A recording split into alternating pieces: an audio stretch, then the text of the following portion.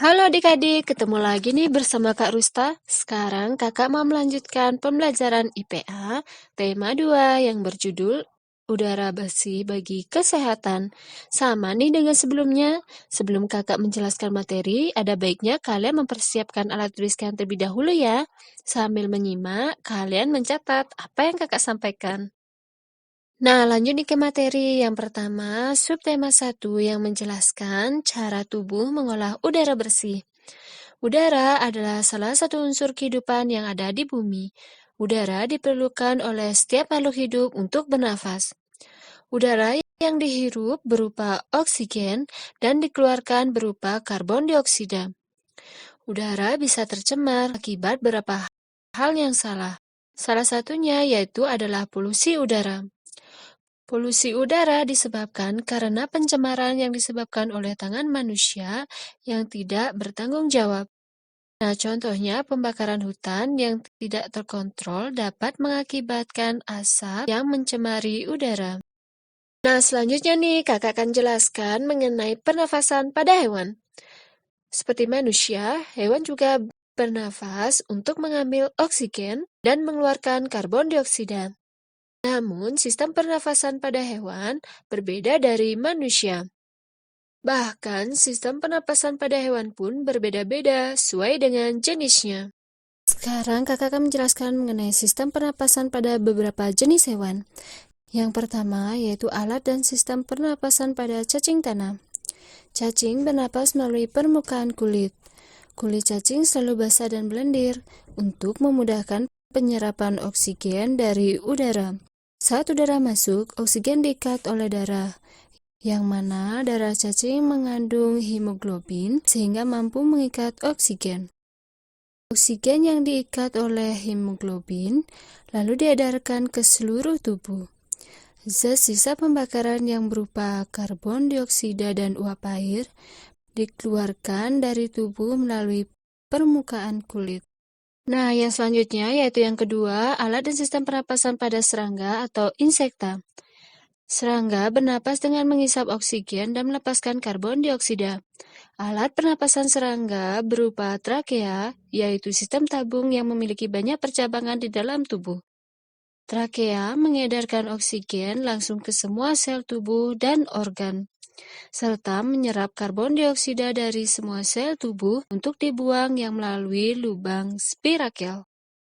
Nah, yang selanjutnya yaitu yang ketiga, alat dan sistem pernapasan pada ikan atau Pisces. Ikan bernapas dengan insang. Insang berbentuk lembaran tipis berwarna merah muda dan selalu lembab, yang dilindungi oleh selaput atau rangka yang disebut tutup insang. Pada insang terdapat pembuluh darah halus, di mana pembuluh darah itu dapat menyerap oksigen yang terkandung dalam air dan melepaskan karbon dioksida dari darah.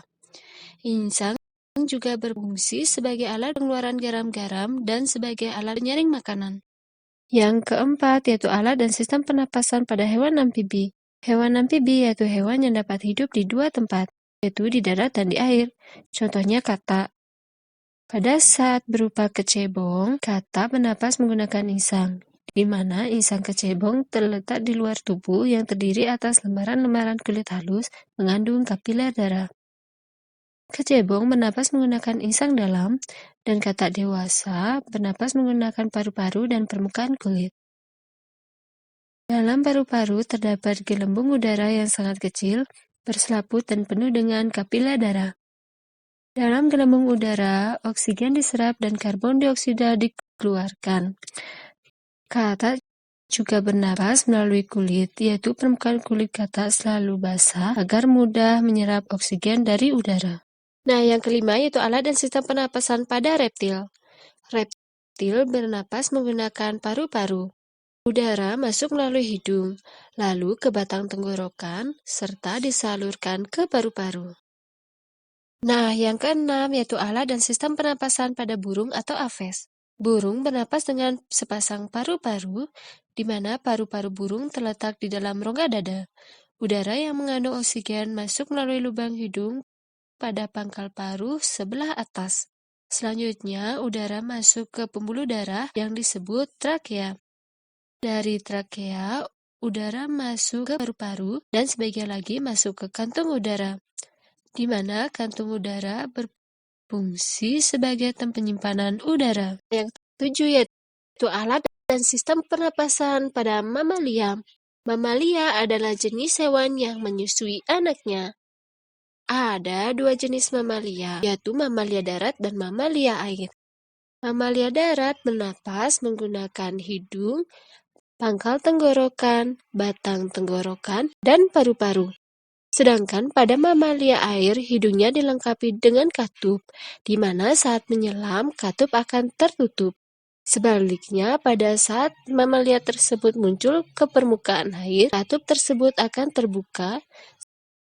Saat itulah, mamalia air tersebut akan menghirup oksigen dan mengeluarkan karbon dioksida.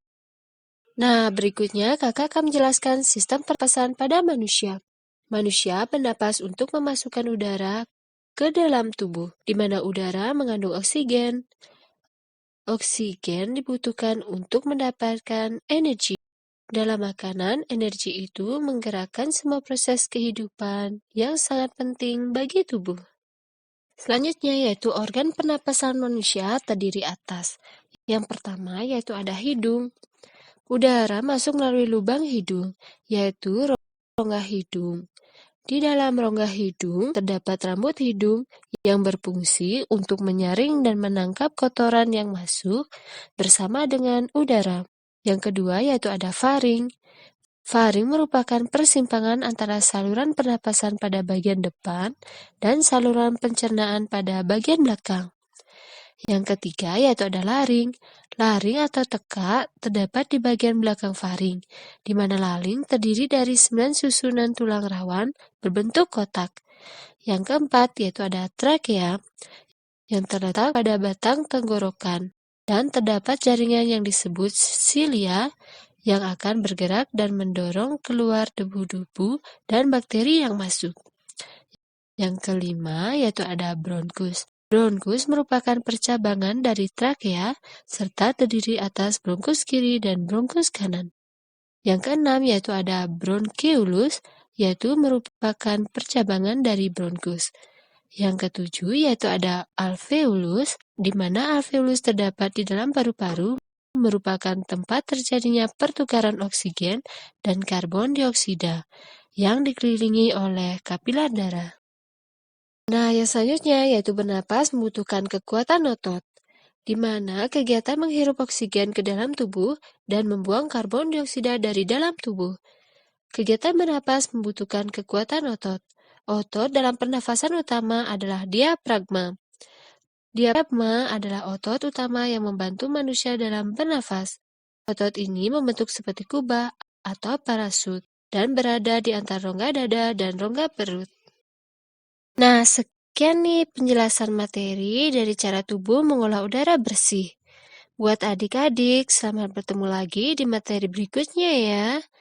Selamat belajar.